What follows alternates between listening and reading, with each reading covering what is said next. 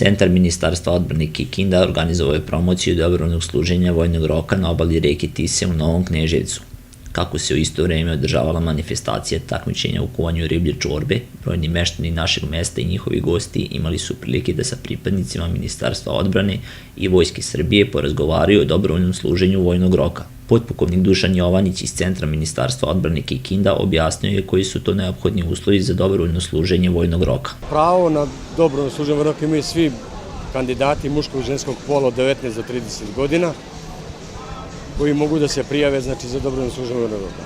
Prijavu podnose najbližem centru Ministarstva odbrane, faktički centru Ministarstva odbrane Kikinda, na teritoriji nadležnosti.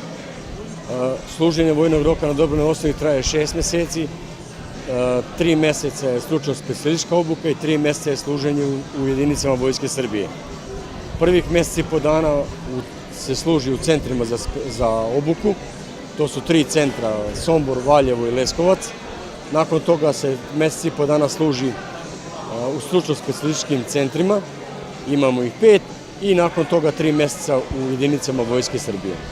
Kako je od 2011. godine Narodna skupština suspendovala odluku o obaveznom služenju vojnog roka, prešlo se na dobrovoljno služenje isto. Ono što je novina od ove godine jeste finansijska nadoknada koja će biti isplaćivana vojnicima na dobrovoljnom služenju, istakao je potpukovnik Jovanić. Novčana primanja kandidata za dobrovoljno služenje vojnog roka iznose negde oko 38.000 dinara. Svi kandidati koji su na dobrovoljnom služenju vojnog roka mogu da konkurišu i za profesionalne vojnike po završetku služenja vojnog roka. Znači, pri samom kraju nemaju potrebe više da rade dodatni lekarski pregled za profesionalnog vojnika, nego jednim lekarskim pregledom faktički ispunjavaju uslove da budu i profesionalni vojnici. Pored dobrovoljnog služenja vojnog roka, postoji i kurs za rezervne oficire koji obuhvata kandidate do 30 godina starosti koji su završili fakultet. Oni takođe imaju mogućnost da na kraju svoje obuke postanu profesionalni vojnici, odnosno oficiri, zaključuje potpukovnik Jovanić.